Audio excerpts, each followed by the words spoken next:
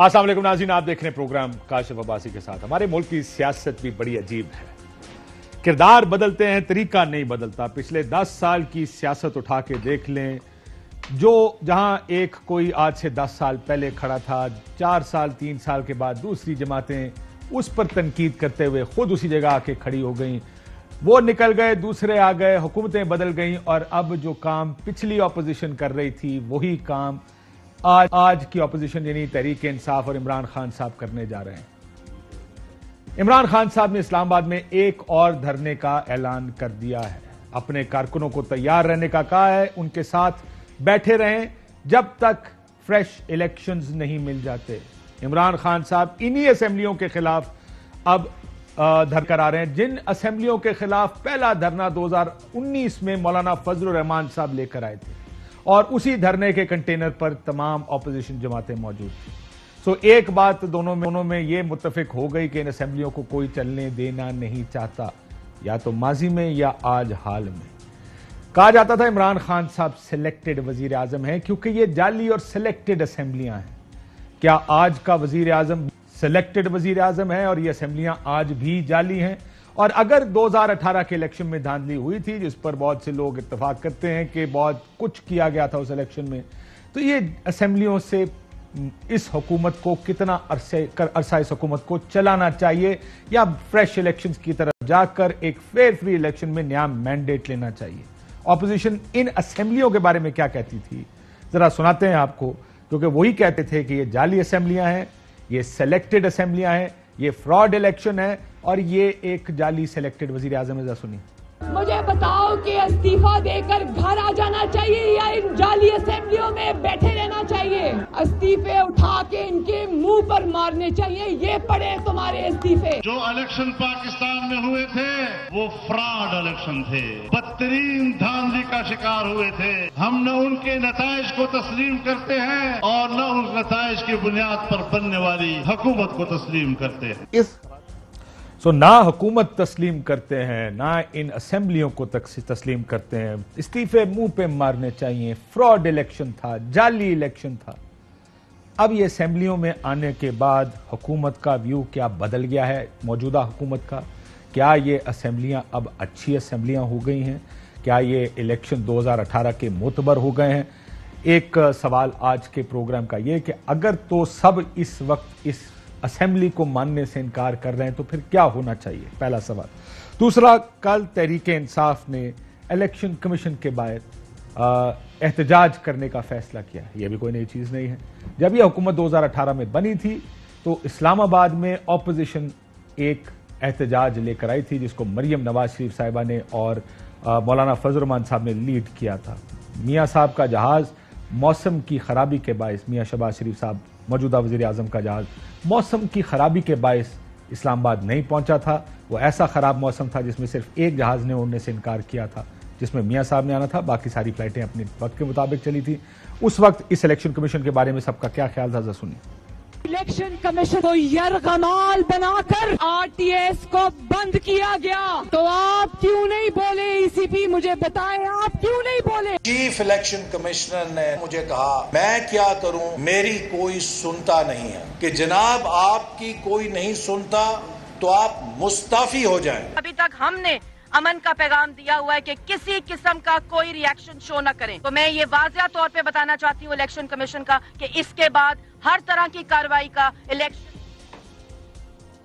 जमहूरियत उस वक्त मजबूत होगी जब इलेक्शन कमीशन इंसाफ से इलेक्शन कराएगा। अब भी अगर इलेक्शन कमीशन, मौलाना साहब भी बोले इसके ऊपर, इलेक्शन कमीशन के ऊपर भी बड़ा इख्तलाफ था। अब तहरीक इंसाफ कल जा रही है। सो किरदार बदलते रहते हैं।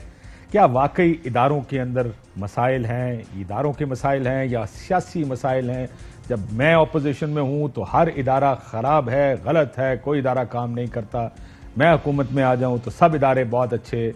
आज जो तनकीद हो रही है आपके तफसील में दिखा सकते हैं हम आपको कि उस वक्त तहरीक इंसाफ इदारों का दिफा करती थी, आज मुस्लिम लीग नून आपको इन इदारों का दिफा करती नजर आएगी। क्या होता है, क्या वजह है कि ये किरदार ऐसे ही चलते रहते हैं? तीसरी तरफ फॉरेन फंडिंग केस में रिलीफ मिला है क्या तहरीक इंसाफ को? 30 दिन का जो फैसला था उसको रोक दिया गया है। हमारे साथ फ़ारूक हबीब साहब मौजूद हैं, बहुत शुक्रिया। अरशाद भट्टी साहब हमारे साथ मौजूद हैं, आपका भी बहुत शुक्रिया। हमारे साथ मियाँ जावेद लतीफ़ साहब मौजूद हैं, मियाँ साहब आपका भी बहुत शुक्रिया। मज़हर अब्बास साहब भी हमारे साथ होंगे थोड़ी देर में। मियाँ जावेद लतीफ़ साहब से एक इजाज़त देना शुरू करता हूँ। मियाँ साहब, सबसे पहले तो इस चीज़ का फैसला कर लें कि अगर तो ये जाली असेंबली है, ये मैंडेट जाली है, सिलेक्टेड होगा जो भी होगा इसका वज़ीर आज़म, तो क्या आज मियाँ शहबाज शरीफ एक सिलेक्टेड वज़ीर आज़म है? और दूसरा ये कि क्या इलेक्शंस होने चाहिए, या अब जबकि हमारी हुकूमत आ गई है तो असेंबलियां जायज़ हैं और इलेक्शंस नहीं होने चाहिए? व्यू क्या है मुस्लिम लीग नून का? काशिफ अब्बासी साहब, आपका शुक्रिया, मगर सारी चीज़ें उसी तरह हैं जो आपने बयान फरमाई, मगर फ़र्क सिर्फ ये है कि जो आपने बात की कि किरदार बदल जाते हैं, बाकी चीज़ें सारी वही हैं। ये बात दुरुस्त है आपकी, मगर देखने वाली बात यह है कि जिन इंतखाबात पर हम उंगलियां उठाते रहे, तहफ़्फ़ुज़ात का इजहार करते आए, क्या वैसे ही दोबारा इलेक्शन होने चाहिए? और क्या फिर जो कोई हुकूमत हो उसको भी कोई सिलेक्टेड कहेगा और कोई कहेगा कि मैं इस इलेक्शन को मानता नहीं हूँ? क्या ऐसा होना चाहिए? सर ये आप तो, मैं माफी चाहता हूँ, किस्मत ये आपको में पता है यही जिस लिखा है। वजह से ये इलेक्शन के ऊपर सवाल उठते हैं, वो फर्ज करें एस्टैब्लिशमेंट पर सवाल उठता था, वो तो ए पॉलिटिकल या न्यूट्रल कह लें या ए पॉलिटिकल कह रहे हैं, हमारा तो लेना देना कोई नहीं, वो उनके तो अब आप भी तारीफें करते हैं। तो अगर वो कहते हैं कि हम इलेक्शंस को इन्फ्लुएंस नहीं करेंगे, फिर तो इलेक्शन फेयर होना चाहिए पाकिस्तान में। आप ऐसा क्या कर लेंगे जिससे इलेक्शन फेयर हो? देखिए काशिफ, दो तीन चीज़ें हैं। अगर तो आप माजी की सिर्फ बातों को कोट करेंगे, आज इनकी बातों को कोट करेंगे, तो मसले का हल तो कोई भी नहीं निकलेगा। बात तो ये है कि मैं ये मान रहा हूँ कि उस वक्त जो बातें हम करते थे दुरुस्त कह रहे थे, कोई गलत नहीं थी। ठीक हो गया।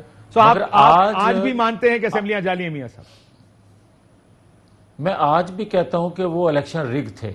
आज भी ये असेंबलियां जाली हैं? मैं आज भी कहता हूं सर, तो अगर असेंबली जाली है तो फिर फ्रेश मैंडेट होना चाहिए ना? एक सेकंड, हाँ ये है असल वो बात जो आप को कहनी चाहिए। मुझे सिर्फ इतना बता दें काशिफ कि क्या 3.5-4 साल जिन असेंबलियों के ये मेंबर रहे और जो हुकूमत करते रहे, क्या उस वक्त जब हम कहते थे कि ये असेंबलियां जाली हैं, ये क्यों नहीं मानते थे? उस वक्त हुकूमत पर लानत क्यों नहीं भेजते थे जो आज भेज रहे हैं? उस वक्त इन असेंबलियों को बुरा भला क्यों नहीं कहते थे? उस वक्त इलेक्शन कमीशन को बुरा भला जब हम कहते थे क्यों नहीं मानते थे? मगर एक चीज का फर्क जरूर है कि सर वो तो यूटर्न एक्सपर्ट है ना हजरत, 2018 वो तो यूटर्न एक्सपर्ट है ना। यहाँ तो कहते हैं हम भी यूटर्न एक्सपर्ट हैं, हम भी नहीं, हम भी उन्हीं की तरह के, जब जो हमें सूट करेगा वो करेंगे, फिर तो ये तस्लीम कर लें, हम आगे चले जाते हैं। नहीं, अच्छा चले, आपकी मेहरबानी काशिफ, आपने ये तो माना कि ये गलत बयानी करते हैं। सर वो खुद मानते, मैंने ये तो माना कि प्राइम मिनिस्टर साहब, फॉर्मर प्राइम मिनिस्टर तो खुद कहते थे तुर्रा इम्तियाज होता है लीडर का।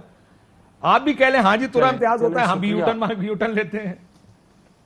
चलें, शुक्रिया आपका कि आपने ये इनको याद दिलाया। मगर एक चीज़ आपकी खिदमत में अर्ज़ करता जाऊं ताकि आप दूसरे मेहमानों के पास जाना चाहेंगे और मैं हाइल ना हूं, मैं आपको ये अर्ज़ करने की जसारत कर रहा हूं कि ये चीफ इलेक्शन कमीशन 2018 के नहीं थे।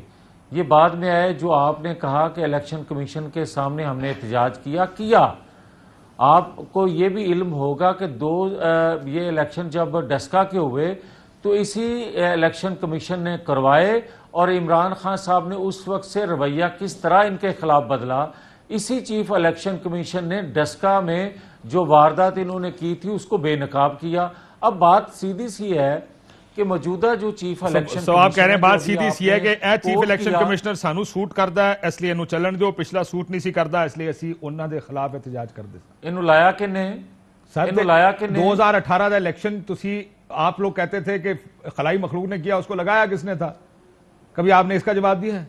अच्छा, आप मुझे ये बताएं कि जब कोई खलाई मखलूक हो या ज़मीनी मखलूक हो, अगर कोई आइन से मावरा कोई कदम उठाएगा तो उसकी निशानदेही मैं करूंगा तो मैं जुर्म करूंगा? बिल्कुल नहीं करेंगे। साथ अगर किसी ने सरकार आपने खाली कहा ना, सिर्फ आप ये कहते हैं इसको किसने लगाया, नायब चेयरमैन आपने लगाया, आप उसको गालियां निकालते रहे, ये अपॉइंटमेंट साहब भी करते रहे, उनको आप तनकीद करते रहे, तो ये ना कहें कि इन्होंने लगाया है। ये आर्गुमेंट आप इसको दफन कर दें पाकिस्तानी सियासत में। जो जिसको लगाता है, माफी चाहता हूं जो भाई याद रखना सर, जो जिसको लगाता है वो उधर से ही सबसे ज्यादा डसा जाता है। ये पाकिस्तान की तारीख रही है, इस तरफ नहीं जाते। आखिरी सवाल सर, आपने कहा था मैंने आगे दूसरे मेहमानों की तरफ जाना है, क्या ये वजीर आजम सिलेक्टेड है या नहीं है? मियां साहब जी, आप जो मेरे से सवाल कर रहे हैं, अगर मैंने ही जवाब देना है तो मैं तो आज इसको इसलिए मुंतखब कहूंगा कि जो असेंबली 4 साल चलती आई उसने ही मुंतखब किया उस प्राइम मिनिस्टर। वो जाली असेंबली थी, प्राइम मिनिस्टर है, वो रिग्ड इलेक्शन था, तो क्या ये वजीर आजम जाली है या नहीं है? हाँ, सिलेक्टेड है या नहीं? ये है काशिफ असल सवाल, ये है असल सवाल। जवाब ही दे दो कि आए बैठ के इलेक्शन रिफॉर्म्स लेकर आते हैं। कभी कानून जो है उसको कोई नहीं मानेगा। जब आप सादा अक्सरियत के बलबूते पे कोई भी कानून बनाएंगे, हमेशा उस सर मेरी खबर यह है कि इलेक्टोरल रिफॉर्म्स के लिए पीटीआई ने 2 नाम दे दिए हैं। फवाद चौधरी साहब का नाम है और बाबर अबान साहब का नाम है। ये 2 नाम दे दिए गए हैं इलेक्टोरल रिफॉर्म्स के लिए जो हुकूमती इत्तेहाद है। क्या ये मैं गलत कह रहा हूं, ठीक कह रहा हूं? मेरे पास अभी कोई ऐसी इत्तला होती तो दे देंगे, होती तो दे दो सर। चले, मेरी खबर यह है कि कम से कम 2 नाम आपकी हुकूमत की तरफ से इलेक्टोरल रिफॉर्म्स के लिए, क्योंकि कहा गया था कि जी इलेक्टोरल रिफॉर्म्स करनी है। हमारी पार्टी की तरफ से कहना, आप हुकूमत की तरफ से कह रहे हैं। अच्छा सॉरी, आपकी पार्टी की तरफ से। यार थोड़ा जा तो पहले 3 महीने का टाइम मिलता ना चेंज करने, ऐसा टाइम ही नहीं मिला। एक रात एक वज़ीर आज़म से, अगली रात वज़ीर आज़म कोई नहीं। हमें अपोजिशन का गेयर लगाने में कोई वक्त नहीं लगता। जवेद लतीफ साहब को पता है इस बात का।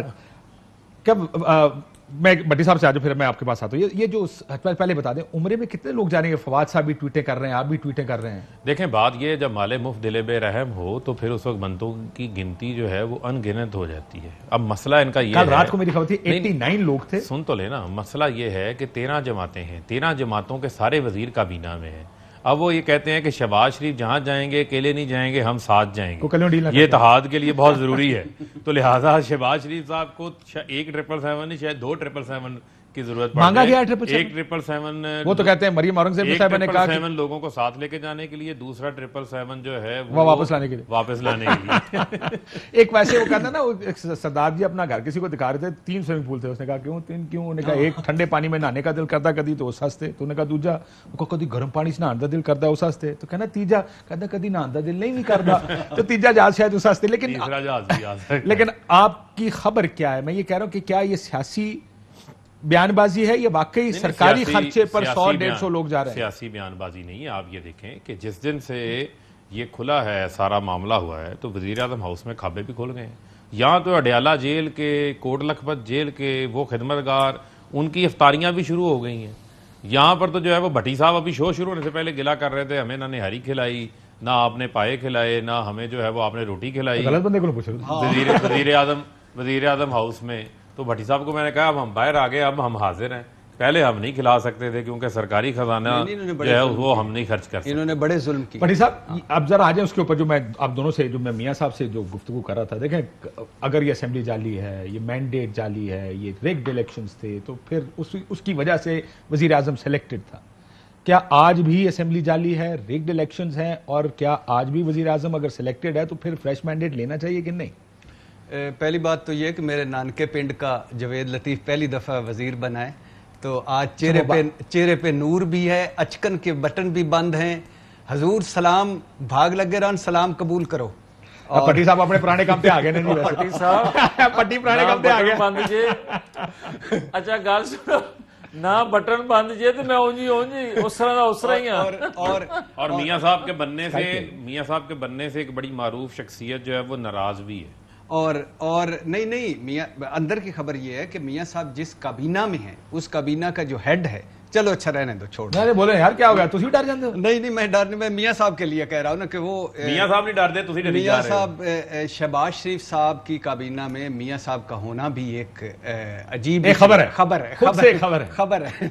अच्छा, पहली बात तो ये है कि अच्छा, ये भी सिलेक्टेड है। हाँ, मियां साहब सिलेक्टेड वजीर, मियां साहब सिलेक्टेड वजीर हाँ, हैं, इनको किसी और ने सिलेक्ट किया है। अगर वजीर आजम साहब पे होता तो शायद ये सिलेक्ट ना होते, आप ये कह रहे हैं। हाँ, अगर शहबाज शरीफ साहब की मर्जी पे होता तो कभी भी काबीना में ना होते। और अगर मियां तुसी गल की थी और साथ ही डीएसएनजी उड़ गई, या तो मियां साहब ने कनेक्शन काट देता है और कहा ये गुफ्तगू मैं नहीं सुन सकता, और अगर साहब दी मर्जी तो हुंदा तो फिर भी ये काबीना च ना होंदे, ये भी एक खबर है। अच्छा, लेकिन बात यह है कि ये जी झुरलू ज़दा, लेकिन इससे पहले मुझे वो तैयारे पे आ जाने दें कि ये इमरान खान साहब अगर कहीं सुन रहे हैं तो क्या खुदा की कसम, मैं अब क्या कहूँ, 3.5 साल एक कप काफ़ी का लेके आते थे और लंबी लंबी गुफ्तगू करते थे, हम बैठे रहते थे, बाद में कोई चाय पिलाता था कोई, अल्लाह भला करे वो, और बनी गाला भी जाओ, पीएम सेक्रेटरीट में जाओ, भूखे आओ, और कभी इन्होंने नहीं कहा कि यार कोई वो जो काबुल में जैसे मैं और आप कर रहे थे, वो पहियों पे लटक के आ जाओ, कोई उमरा शुमरा कर लो, कोई आके, वो भी नहीं कहा। खैर, नवाज शरीफ साहब की तो ये भी हिस्ट्री है कि लंदन में पता है प्लेन जहाज रुका रहा था जब तक उनकी हार्ट सर्जरी होती रही थी, फिर वो पूरा भर के आया था, मीटिंग्स हुई हैं। हाँ, फिर उसके बाद वो जो एयरपोर्ट से, लाहौर एयरपोर्ट से जाती उमरा पे सरकारी हेलीकॉप्टर, फिर वो अंजलिना जोली आई तो मेरे मुर्शद पाक वो जो यूसरा गिलानी साहब ने हेलीकॉप्टर भेजा कि तस्वीरें खींचने की, मुल्तान से फैमिली लाई मुबीना तौर पर, फिर वो जो चौधरी निसार ने कहा कि निहारी लेने के लिए हेलीकॉप्टर गया था कराची, फिर वो जो फजाई केटरिंग, तो वो तो खैर लंबा था, इन जालिमों ने तो कुछ भी ना किया, और इसीलिए इनकी गवर्नेंस परफॉर्मेंस यही तो इनकी बैड मिसमैनेजमेंट थी। अच्छा, दूसरी बात ये है कि ये क्यों हमारा सारों का नाम बदनाम करते हैं यार, हमें तो कभी किसी, हमने तो नहीं कहा किसी को। अच्छा यार, मेरी तरफ कर दो सारा, मैं ही कहता रहा सी, ना एक खाबे खिलाते ना वो खिलाते रहे। अच्छा, अब ये आप जरा छोटे छोटे सवालों का जवाब देते जाए, क्या इलेक्शन होना चाहिए?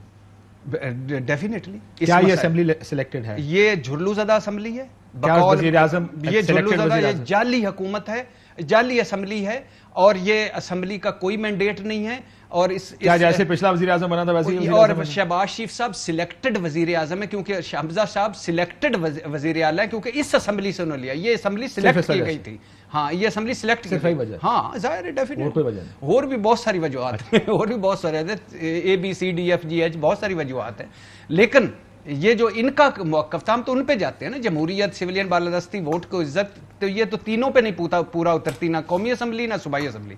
और फिर शहबाज शरीफ साहब तो, हमजा साहब तो बहुत आगे निकल गए, छीना ग्रुप, अलीम ग्रुप, तरीन ग्रुप, पॉलिटिकल मैनेजमेंट की बात है भट्टी साहब, लेकिन असल प्रॉब्लम थी जो सिंध हाउस में लोग बैठे थे, जिनको झांसे देख, क्योंकि तरीन ग्रुप तो पहली साइड पे था, अलीम खान भी पहली साइड पे, वो जब हुकूमत थी उसी वक्त साइड पे हो गया, जिसको आप देखें, सियासी इख्तलाफात होते हैं, जमहूरियतों में होते हैं, ये ना कहा करें कि जिस जगह लोग खड़े हैं वहीं पे सारी उम्र, लेकिन जहाँ पे आप लेन देन करके लोगों को करें, खरीदे बेचे, वो प्रॉब्लम। सर, आपको क्या यकीन है कि पंजाब में कुछ खरीदो फरोख्त हुई है? हाँ, तो आपने जिन ग्रुपों का नाम लिया, मैं कह रहा हूं तो पहले से लैदा नहीं, पहले से लैदा नहीं थे, ये आखिरी वक्त तक तरीन कह रहा था कि मैं पार्टी के अंदर हूं और पार्टी के अंदर मौजूद हूं। ठीक है, लेकिन और दूसरी बात, इख्तिलाफ की बात, दूसरी बात, हाँ, जो अगर आप उस ग्राउंड पे आते हैं तो रिजाइन करते, कहते हैं ये बल्ले का हमारे पास मैंडेट है, हम इसके ऊपर ठीक है। और फिर दूसरी बात, ये लोग थे जिन्होंने हमें सिखाया कि वोट को इज्जत देनी चाहिए, लोटे बंद, सारा कुछ। और मेरे जो नानका पिंड का सिलेक्टेड वजीर, इलेक्टेड वजीर है, उनको ये इन्होंने हमें सुनाया, इरशाद भट्टी, वोट को इज्जत देनी चाहिए, सारा कुछ करना चाहिए। और अभी तक इतनी इज्जत देती, अपना वजीर खारजा नहीं लगा सकते हैं, किसी को ECL से नहीं निकाल सकते, किसी को वजीर नहीं बना सकते। बिलावल भुट्टो कह रहा है कि वजीर बनाओ मोहसिन दावड़ को, वो नहीं वोट उन्हें नहीं दे सकते, ज्यादा इज्जत नहीं दे सकते। बड़ा जुल्म ये हुआ कि तारिक फातमी, जिनको नवाज शरीफ साहब, वज़ीर खजाना की बात कर रहा हूं मैं वैसे तारिक फातमी, जिनको नवाज शरीफ ने अपनी गर्दन बचाने के लिए डाउन लीग में कुर्बान कर दिया परवेज का, उनसे फिर ले लिया कलमदान, फिर कुर्बान कर दिया। एक सेकंड, मजहर साहब से मैं पूछ लूं, मजहर साहब क्विकली ब्रेक से पहले एक सेकंड। नहीं तो फिर इस हुकूमत की क्या हैसियत है, क्या औकात है कि वो अपने फैसले भी खुद नहीं कर सकती? तुसी कर सकते हो? क्या हैसियत है, क्या औकात? यार मजाक परवेज इलाही साहब ने कहा नेपियो, अच्छा छोड़ दे, तो फिर तारिक फातमी को ना लगाते। मैं आखिरी एक जुमला कहना चाहता हूं, मेरे नानके पिंड के वजीर को महकमा दिया जाए, मैं इस पे शदीद इस्तेजाज। ठीक हो गया। मजहर अब्बास साहब, आपका क्या टेक है इस पर, इलेक्शंस पर? इस वक्त इमरान खान साहब ने धरने का भी ऐलान कर दिया है, वो इलेक्शंस मांग रहे हैं, जल्द से जुलूस कर रहे हैं, ऑपोजिशन पहले से आपको याद होगा बिलावल साहब जब सिंध से निकले थे कहते थे गिराओ इलेक्शन करो अगर मत के बच्चों। अब क्या होना चाहिए? पहले ये क्या वजह है कि इतनी आराम से पोजीशंस बदल जाती हैं कि शहबाज साहब अब क्वेटा में खड़े होकर कह रहे थे 1.5 साल का मैंडेट रह गया, 1.5 साल पूरे करके जाऊंगा। शुक्रिया काशिफ। देखिए, पहली चीज तो ये कि मैं बिल्कुल भी इस चीज पर कन्विंस नहीं था पहले दिन से कि वोट ऑफ माफ कीजिएगा, वोट ऑफ नो कॉन्फिडेंस आनी चाहिए। मैं समझता था कि गवर्नमेंट को अपना टेन्योर पूरा करने देना चाहिए था। वो बर्डन जो ये गवर्नमेंट पिछली गवर्नमेंट जो लेके चल रही थी, उस बर्डन को इस गवर्नमेंट ने अपने ऊपर ले लिया। सर लेकिन ये तो आप पॉलिटिकल बात कर रहे हैं ना, ये तो एक सियासी बात है कि जिसमें मेरा भी ये ख्याल है कि गिरवी पार्टी को खड़ा कर दिया। उस वक्त इमरान खान साहब शायद बड़े अनपॉपुलर थे, वो पॉपुलर हो गए, दोबारा खड़े हो गए। मसला ये है कि वोट ऑफ नो कॉन्फिडेंस क्यों आया, वो इसकी बहस में मैं नहीं जाता, वो जाहिर है सारे हम बहस करते रहते हैं। लेकिन क्या आपको लगता है कि जिसको जाली कहा गया, जिसको धांधली ज़दा कहा गया, जिसको सिलेक्टेड वजीर आजम के नारे लगाए गए पिछले 3.5 साल, क्या उस असेंबली से एक वजीर आजम को अब अपना टेन्योर पूरा करना चाहिए या अब नए इलेक्शन होने चाहिए? बिल्कुल नए इलेक्शन होने चाहिए। उसकी बड़ी बेसिक वजह है कि अल्टीमेटली तो आपने इलेक्शन में ही जाना है ना। अल्टीमेटली अगर ख्वाजा आसिफ भी खड़े होकर ये बात करें, दूसरे लीडर भी खड़े होकर बात करें, तो अगर मैक्सिमम आप कर सकते हैं तो आप एक इंटरम जो भी केयर टेकर सेटअप हो, लेकिन क्या अगर केयर टेकर सेटअप पे शहबाज शरीफ इमरान खान साहब से बात करना चाहेंगे तो इमरान खान उनसे बात करेंगे? इस केयर टेकर सेटअप को कैसे बनाएंगे आप और कौन बनाएगा? सब आप सुप्रीम कोर्ट ही बनाएगा लगता है। नहीं, क्यों नहीं? मतलब क्योंकि इमरान खान साहब तो मुस्तफी हो गए ना सर, वो तो इस्तीफे मंजूर हो गए। सर जो भी है, एक सबसे बड़ी जमात का अगर कोई लीडर है, चले आप किसी दूसरे अरेंजमेंट से कर लें, लेकिन अल्टीमेटली देखिए आप शहबाज शरीफ को रिकग्नाइज करें ना करें, जरदारी साहब से बात करें ना करें, लेकिन आपने सियासी जमातों को आपस में बैठकर तो ये करना है ना। अगर आप फर्क करें, ये इस वक्त ये असेंबली जो भी है, ये ओवरसीज पाकिस्तानी इसके वोट को खत्म कर दे या ईवीएम को पर इलेक्शन कमीशन, क्योंकि इमरान खान तो बहुत आगे की बात कर रहे हैं ना, वो तो कह रहे हैं इलेक्शन कमीशन को भी खत्म करें। तो अब ये सारी चीजें खत्म करके इलेक्शन फौरी कैसे होंगे?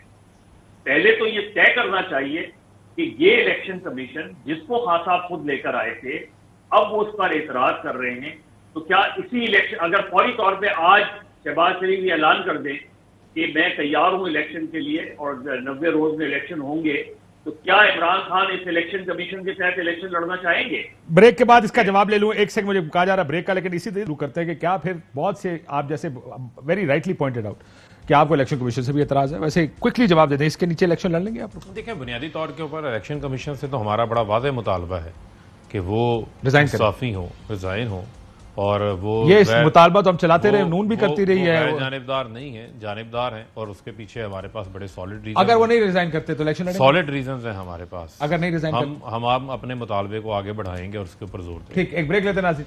ब्रेक के बाद जरा इन दो चीजों के ऊपर के धरना भी आ रहा है, इलेक्शन कमीशन के खिलाफ भी, क्या चीफ इलेक्शन कमिश्नर को रिजाइन करना चाहिए? एक ब्रेक के बाद वेलकम बैक नाज़रीन। गुफ्तगू हो रही थी इलेक्शंस और इस इलेक्शन कमीशन के नीचे। अब अगर मजहर साहब ने बड़ा अच्छा सवाल उठाया, पहले मैं आपसे पूछता हूं फारूक हबीब साहब, आप इलेक्शन भी मांग रहे हैं और कह रहे हैं उसके साथ साथ चीफ इलेक्शन कमिश्नर भी कर जाए?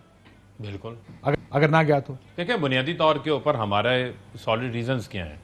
पहला तो ये है कि आज इन्होंने नोटिस जारी किए हैं, लेकिन उन नोटिस में इन्होंने जो पंजाब के अराकीन जिन्होंने हमजा शहबाज के पास तो कोई इत्तेहादी भी वहाँ मौजूद नहीं थे और उन 26 अराकीन के वोट कास्ट करवा कर एक जाली इंतखाब वहाँ पर करवाया गया, उनके लिए ईद के बाद डेट डाल दी है 6 मई, यानी कि उसके लिए वक्त काफ़ी सारा जो है वो छोड़ दिया है और कौमी असम्बली के को 28 अप्रैल को बुला लिया है। तो दोनों को एक आधे दिन के फ़र्क से जो है वो बुलाया जा सकता था, लेकिन ये भी हमारे एहतजाज की कॉल के बाद जब हमने ये मामला रेज किया कि कई तो आप कह रहे हैं कि हमारे ग्रीवेंसेस हैं जिसकी वजह से आपको लगता है कि बड़े सॉलिड रीजन है, लेकिन वो नहीं जाते तो दूसरा अगर वो नहीं जाते तो नहीं जाते तो हम अपने इस मुतालबे के ऊपर अपना मजीद जो है वो जोर बढ़ाएंगे। बुनियादी तौर के ऊपर उनकी जो जानिबदारी है वो खुल के सामने आ चुकी है। हमें इस चीफ इलेक्शन कमिश्नर के ऊपर किसी किस्म का कोई एतमाद मौजूद नहीं है। इस चीफ इलेक्शन कमिश्नर के होते हुए इंतखाबात के ऊपर भी जो है बहुत सारे सवालात अपनी जगह के ऊपर कायम रहेंगे, लेकिन ये आप ये कह रहे हैं कि ये इलेक्शन हो गया, अगर तहरीक इंसाफ हार गई तो फिर एक नारा लगेगा कि हार गई का मामला नहीं है, हार गई का मामला नहीं। धरना कब दे रहे हैं? मैं आपको धरना की बताता हूँ। मुझे सिंपल मेरा सवाल एक है कि एक साल से ऊपर हो गया, 1 साल 2 महीने हो गए, यूसुफ रज़ा गिलानी के बेटे की वीडियो आई थी, खुलेआम आपके टीवी शोज हुए, पैसे दे रहे हैं, लालच दे रहे हैं लोगों को वोट खरीदने के लिए, उसका फैसला नहीं आता। डस्का के ऊपर सारी रात जागते हैं, 1 हफ्तों में फैसले भी आ जाते हैं, इलेक्शन भी दोबारा हो जाते हैं। तो एक तरफ झुकाव नजर आता है, दूसरी जानिब जो है वो बैलेंस नहीं है। जबकि चीफ इलेक्शन कमिश्नर का जो ओहदा है, आईनी ओहदा है, वो एक तवाज़ुन डिमांड करता है। वो अपने आप के अंदर तो नारे मारते थे, अच्छा आदमी आ गया, अच्छा आदमी आ गया। मजहर साहब, मैं जरा मजहर साहब एक जुमला यही, अच्छा election commissioner, chief election commissioner दयानतदार, ऑनेस्ट आदमी, लड़ने वाला आदमी, डट जाने वाला आदमी, इलेक्शन कमीशन मौजूद, सिंध हाउस सजा, चीना ग्रुप, तरीन ग्रुप, अलीम ग्रुप, मैंडेट तो किसी का है ना। कोई एक हल्का सा बयान चूं चरा के यार ये क्या कर रहे हो, ये जमहूरियत नहीं, कोई होता है ना हल्का सा बोला। कमीशन का काम नहीं है ना, नहीं किसका बयानबाजी उनका काम है। अच्छा ये 63A की डिफेक्शन आ गई, ये किसी एक बंदे ने डिफेक्शन की ना। अब 26 ये बात मैंने इसीलिए आपकी बात में नहीं की क्योंकि उनको अगर बुलाना था तो सबको बुलाना चाहिए था कि आए और बताएं कि आपने क्या किया। लोगों ने पंजाब में कर दी, 22 लोगों ने मरकज के अंदर उनके खिलाफ रेफरेंस चला गया। यहाँ पर 15-20 अरब से आप पूरे मुल्क की जमहूरियत को खरीद ले, लेकिन कहें जी आईनी अदारा, यार मोहम्मद नरेंद्र ने कहा 12 बजे अदालतें लग सकती है, इलेक्शन नहीं काम कर सकता। यार मोहम्मद नरेंद्र ने कहा 3.5 अरब में पूरी बलोचिस्तान हुकूमत गिर गई। इलेक्शन कमीशन ने बुलाया कि भाई आके सबूत दो। अच्छा वो भी छोड़ दे, फिर ये कि सुप्रीम कोर्ट ईद के बाद मौखर, जब हमजा भी वजीर आला बन जाएगा, शहबाज शरीफ भी वजीर आजम बन जाएगा, उसके बाद क्या करोगे यार? आप भी भांप जाओ कि ये आइन के साथ मजाक हो रहा है, कानून के साथ मजाक हो रहा है। ठीक, मदर साहब आपको क्या मेरिट नजर आता है इसमें?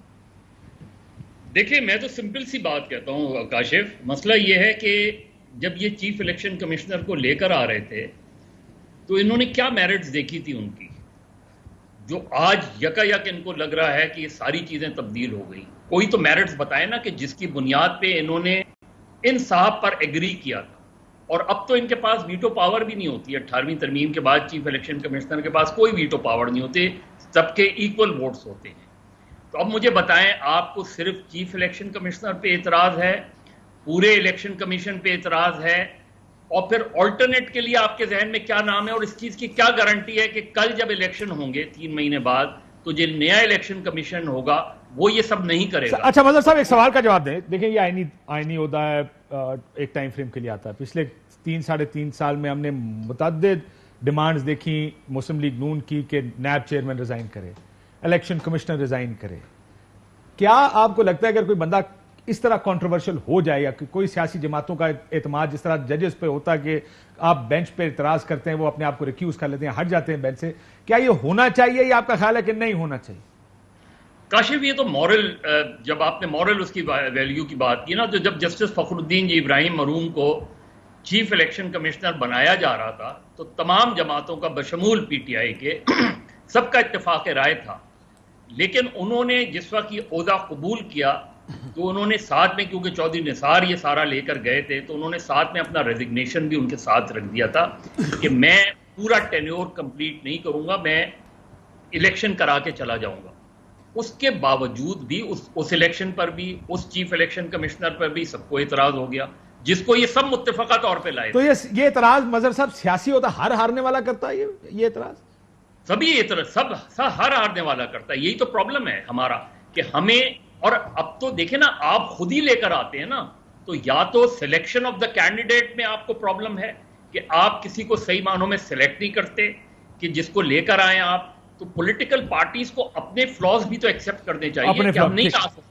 ठीक हो गया, अपने फ्लॉज भी देखने भाई वो उस पे बात करें कि ये सियासी उमरा, वाकई सियासी उमरा हो रहा है, सरकारी खर्चों पे हो रहा है, चार्टर्ड पीआई ये तबाह हो गई है। गुलाम सरवर साहब ने भी उससे हिस्सा डाला। यार वो मरीम औरंगजेब साहब कह रही है अपने खर्चे पे जाने शहबाज नहीं, बस शहबाज शरीफ भी अपने खर्चे पे, वो मरीम औरंगजेब साहब कह रहे हैं। शहबाज शरीफ, हाउस ऑफ शरीफ ने चाय का कप कभी नहीं पिलाया। 3 वो क्यों डिक्लेयर किए कैंप ऑफिस? इसलिए कि चाय शायद पानी शानी से। अच्छा सिर्फ यही बता दें कि जो वो कोट लखपत जेल या डाला, सवाल यह कि मौलाना फजलुमान साहब जा रहे हैं अपनी फैमिली के साथ सुना जा रहे हैं कि क्या वो पैसे खुद देंगे या सरकार उनके पैसे देगी? जो सारे लीडर जा रहे हैं, मियां साहब से पूछे थे, सामने बैठे। मियां साहब यही जवाब दे दें, जो कोट लखपत में इफ्तारी करवाई है वो अपने पैसे से करवाई है। मियां साहब ये सारे अपने पैसों में जा रहे हैं या सरकार के पैसों में जा रहे हैं? मियां साहब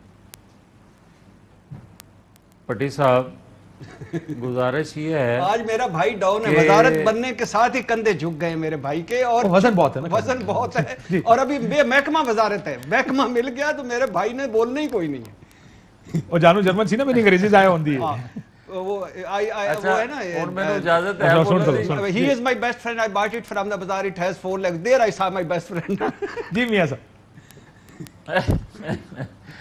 पट्टी साहब, ਤੁਹਾਡੇ ਤੋਂ ਹਰ ਬੰਦਾ ईमान चाहता कि ਤੁਹਾਡੇ ਤੋਂ महफूज रवे, लेकिन गल मैं भी नहीं चाहता आ रही कि निकली तुम मेरे नाल रहो। इतना फ्लो हुंदा सी मियां साहब दा, कसम से इतना ठीक, flow। मैं गल तो सुन दे। शेखुपुरा वालो वजारत वापस ले लो, साडा मियां साहब वापस कर दो। जी मियां साहब, क्या इलेक्शन कमिश्नर को रिजाइन करना चाहिए आपके ख्याल में या नहीं? देखें, गुजारिश है ये है कि अगर इलेक्शन कमीशन का इशू नहीं है, काशिफ अब्बासी साहब अभी आप खुद फरमा रहे थे और फवाद चौधरी साहब ने जो 4-5 दिन पहले बात की कि हम किसकी वजह से हुकूमत से अलग हुए, वो साथ रहते तो हम हुकूमत का हिस्सा रहते। तो बात तो सीधी है कि अगर फ़र्रुख हबीब साहब को एक ख़ास शख्सियत एक ख़ास ओहदे पे मिल जाए तो यही चीफ इलेक्शन कमीशन भी इनको मंजूर होगा और बाकी चीज़ें भी मंजूर होंगी। ये वो ना हो सर, इसका तो दूसरा हर चीज़ मतलब पे भी है ना, एतराज़ रहेगा कि आप वो इसका असल मतलब भी समझने की कोशिश करें ना। उन्होंने कहा कि अगर हालात खराब ना होते तो आज हम हुकूमत होती, यानी हालात खराब हुए तो वो चले गए और आप आ गए। सवाल सीधा सा जवाब दे दें। अच्छा, इसका उल्टा सवाल है, आपके हालात कैसे सही हुए? वो उसका भी जवाब आज उन्होंने दे दिया राणा तनवीर साहब ने। वो राणा तनवीर साहब ने आज फरमाया कि क्योंकि इनके हालात खराब हुए तो उनकी वजह से हमारे हालात ठीक हो गए उनके साथ, इस्टेब्लिशमेंट के साथ। मियां साहब जल्दी बता दें, क्या आपको लगता है कि अब इतना मुसीबत, आप देखें धरना भी आ रहा है, इलेक्शन कमीशन के बाहर एहतजाज होंगे, ज़ाहिर है वो पुराना जो काम आप कर रहे थे या उससे पहले इमरान खान साहब कर रहे थे वो शुरू होने वाला, इसका हल क्या है आपके दिमाग में? देखें, अभी आपने पहले वक्फे में बात की थी कि मौलाना फजल रहमान ने भी धरना दिया था। अगर तो वो बिहेव करेंगे, उसी तरह का धरना देंगे और मौलाना फजल रहमान साहब वाला बिहेव करेंगे तो आएंगे चले जाएंगे। अगर उससे हट के कोई बात करेंगे तो धर लिए जाएंगे। सर, तो सर जवेद लतीफ साहब, मौलाना साहब ऐसे आके नहीं गए थे। उन्होंने दुआए खैर की थी बकौल मौलाना साहब, कहीं बैठकर जमानतें ली थी, प्लान ABCDFG, आपको भी पता है मुझे भी पता है। एक दिन वक्फे में आप और मैं दोनों डिस्कस भी कर रहे थे, आप वो बता दे, हंसे ना ज्यादा। अच्छा, साढ़े हसन ते भी पाबंदी है भट्टी साहब है। मजहर साहब कुछ कहना चाह रही? मियां साहब फौरी इंतखाबात चाहते हैं। मियां साहब के दिल की बात आप सुने। मियां साहब तो चाहते हैं, मियां साहब चाहते हो कहते केड़ा केड़े काम च फंस गए हो। मियां साहब थोड़ी चाहते थे ये। मियां साहब ने बाल बचे वजारत से और फिर फंस गए, वरना मियां साहब तो इलेक्शन चाहते हैं। सो मियां साहब आप इलेक्शन मांगते हैं? देखें, इस भंवर में जो हम फंसे हुए हैं, जो फर्रुख हबीब साहब ने की है 4 साल, उससे निकलने का एक ही तरीका है फ्रेश मैंडेट। ये बात दुरुस्त है। कब तक? मगर क्या ऐसे इंतखाबात फौरी होने चाहिए कि जिसके नतीजे पर हर एक एतराज करे?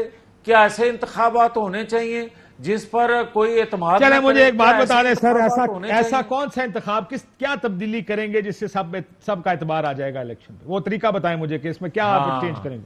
आप मुझे ये बताएं कि 73 का आइन जो है आज तक उसको क्यों मुकद्दस जाना जाता है? मेरी बात सुने कि कंसेंसस का आइन था ना, लेकिन मसला ये सर, मुझे जल्दी बताइए कि क्योंकि मैंने ब्रेक पे जाना, ऐसा क्या हो जाएगा, ऐसा क्या कानून बना देंगे जिससे आपको लगता है कि सब ठीक हो जाएगा और इलेक्शन पे कोई एतराज नहीं करेगा? मैं अर्ज करता हूं, टॉस करवा दें। बात ये है, मजहर साहब कहते हैं टॉस करा दियो। जी मियां साहब क्विकली सर। हुण गल भी नहीं जे करन देंदे, कह रहा क्विकली सर। मियां साहब जल्दी गल करो। उधर पट्टी साहब, मैं आपको ये अर्ज कर रहा हूं कि मैंने 73 के आइन का जिक्र इसलिए किया था कि कंसेंसस से हुआ था। आज आपने 2 नाम कोट किए हैं कि PTI की तरफ से ये बंदे होंगे इलेक्शन रिफॉर्म्स के हवाले से, तो मैं कहता हूं कि कंसेंसस से भले कोई ताकतवर जब चाहता है बलडोज कर देता है या ताकत का इस्तेमाल कोई कर लेता है, मगर मैं समझता हूं कि कानून ऐसा होना चाहिए जिस पर तमाम लोग मुत्तफिक हों, फिर भी उसकी कोई ना कोई कदर, उसकी कोई ना कोई एतमाद रह जाता है दोनों फरीकों को। उस तरह खुल के बात नहीं करते जिस तरह चीफ इलेक्शन कमीशन पर, आज के चीफ इलेक्शन कमीशन पर बहुत देर तक ये अपनी जुबान ना खोल सके क्योंकि उसकी तारीफ करते रहे थे। हम भी इसलिए नहीं खोल सकेंगे कि हमारा भी इनपुट था उसमें कि इसको चीफ इलेक्शन कमीशन लगाया जाए। मियां मौलाना साहब इलेक्शन कमीशन के सामने आए थे और उन्होंने कहा था मैं 14 अगस्त भी नहीं मनाऊंगा। ये वो तो अभी इन्होंने तो ये नहीं कहा। दूसरी बात ये है कि कितना खुला तजाद है कि शहबाज शरीफ कहते हैं 1.5 साल के लिए है आपके कराची से चमन तक आपने काम, और मियां साहब उनकी कैबिनेट कहते हैं कि फ्रेश इलेक्शन होने चाहिए। ठीक है, ख्वाजा आसिफ भी कह रहे हैं फ्रेश इलेक्शन होने चाहिए। मौलाना फजल रहमान साहब ने कहा कह रहे हैं फ्रेश इलेक्शन होने चाहिए, वो सिर्फ लेकिन शहबाज शरीफ क्यों जो है वो अपनी पोर्टेड वजारत उज़्मा को प्रलॉन्ग करना चाहते हैं। और साथ दूसरा बड़ा मसला यहाँ ये है कि कानून तो मौजूद है, किसी को यार फिर सर सुन रुक मैं ब्रेक ले लूं। उम्रा हो गया ना जी। नहीं, मियां साहब को भी पासपोर्ट इशू हो गया, पता ना आपको। मियां नवाज पाकिस्तान में हकीम लुकमान जिंदा हो गया, अब इलाज इधर ही होगा। मियां जावेद लतीफ साहब, मियां साहब जा रहे हैं उम्रे पे, क्विकली सर हाँ या ना कर दें। मियां जावेद लतीफ साहब, मियां साहब ये तो फैसला उन्होंने करना है, मगर मुझे कोई इतला नहीं है कि वो जा रहे हैं या नहीं। मियां साहब उनके वापस आने की ये एक ब्रेक लेने नाज़िम। मसला ये है कि पाकिस्तान आंदियां, हाँ जी, इलेक्शन तो हर दफा किसी कानून और ज़ाब्ते के तहत होते हैं, लेकिन वो कानून और ज़ाब्ता यानी ये कहा जाए कि फॉर्म 14 सबको देना है, ये कानून कहता है, लेकिन नहीं देते, उसका आप क्या कर लेंगे? इसका किसी इलेक्शन कानून के साथ, जब तक आप इलेक्शन के अमले को सजाएं नहीं देंगे खामियों की, तब तक ये निजाम ठीक नहीं होगा। हमारा यहां मसला ये, हम कानून पे कानून बनाई जाते हैं। कानून बना लो, सिर्फ ये कहें जो पुराना कानून है अगर इस पर किसी ने अमल दरामद ना किया, फॉर्म 14 ना दिया, किसी पोलिंग एजेंट को पोलिंग स्टेशन से बाहर निकाला गया, तो उसकी सजा है 7 साल कैद बा मुशक्कत। मैं देखता हूं कौन आदमी वहां से बाहर निकालता है, फिर इदारों को भी खड़ा कर लेंगे। ये जो जितने ट्रिब्यूनल्स हैं, करें ट्रिब्यूनल्स को 3 महीने में फैसला करेगा किसी जगह कोई वायलेशन हुई। जब तक ये काम नहीं करेंगे तब तक आपका इलेक्शन कभी साफ और शफाफ नहीं हो सकता। एक ब्रेक लेते हैं नाज़िम, ब्रेक के बाद वापस वेलकम बैक नाज़िम। बदर साहब, क्विक रिस्पॉन्स। इतने लोग, सारा खानदान बीवी बच्चों समेत उम्रे पे जा रहे हैं, बैड ऑप्टिक्स? बैड ऑप्टिक्स देखिए, इवन हमजा शहबाज को एज ए चीफ मिनिस्टर, मतलब ये नहीं है कि किसी फैमिली मेंबर को पॉलिटिक्स में नहीं आना चाहिए, लेकिन पॉलिटिक्स के जो रूल्स हैं उसके मुताबिक आना चाहिए आपको। और ये तो बहुत ही बुरे ऑप्टिक्स होते हैं। बुरे ऑप्टिक्स है। मैं प्राइम मिनिस्टर बने, यहाँ पूरी फैमिली उम्रे पे चली गई। मेरा बहुत शॉर्ट टाइम है, he says bad optics। आपका 10 सेकंड 15 सेकंड में जवाब दें, फिर आखिरी कमेंट। डेफिनेटली बैड ऑप्टिक्स, और ये कोई अच्छी रवायत नहीं है, और इससे साबित होता है कि इन्होंने कुछ नहीं सीखा। और ये अपोजिशन में होते हैं तो लंबे लंबे इखलाकियात के भाषण, और जब इक़्तिदार में आते हैं तो वहीं से शुरू करते हैं जहाँ खत्म। अंधेर नगरी, चौपट राज, माले मुफ्त, दिले बेरहम, खुल गए हैं दरवाजे सरकारी खजाने के, मुंह खोल दिए हैं अपनी याशियों के लिए। वही मुगल बादशाह का जमाना वापस आ गया। Optics is everything. बहुत सारी चीजों पे ऑप्टिक्स के ऊपर सवाल रहता है। खुद ख्याल करना चाहिए कि जब इतने लोगों को, अब तो ये कहा जा रहा है सरकारी है लेकिन प्राइवेट है, कल तक ये सारे सरकारी लिस्ट में थे जिनका खर्चा। अहम तरीन खबरें अब एक क्लिक की दूरी पर। आपके पसंदीदा टॉक शोज हों या अहम मुल्की या गैर मुल्की शख्सियात की न्यूज कॉन्फ्रेंसेस, हर लम्हा बाखबर रहने के लिए सब्सक्राइब करें हमारा YouTube चैनल। मौसम की सूरत हाल हो या खेल के मैदान से खबरें, अपने मोबाइल फोन से मुल्की और बैनुल अक़वामी अहम खबरों तक रसाई के लिए डाउनलोड कीजिए मोबाइल ऐप। बावसूख ज़राए से मुसद्दिका खबरों, तज्ज़ियों और तबसरों से मुस्तफीद होने के लिए विजिट कीजिए पाकिस्तान की सबसे बड़ी न्यूज वेबसाइट www.arYnews.tv। इन सब के अलावा पाकिस्तान का सबसे बड़ा फेसबुक पेज हो, सबसे बड़ा न्यूज इंस्टाग्राम अकाउंट या फिर ट्विटर, ARY न्यूज पहुंचा रहा है खबरें सबसे पहले आप तक, ताकि आप रहें हर लम्हा बाखबर।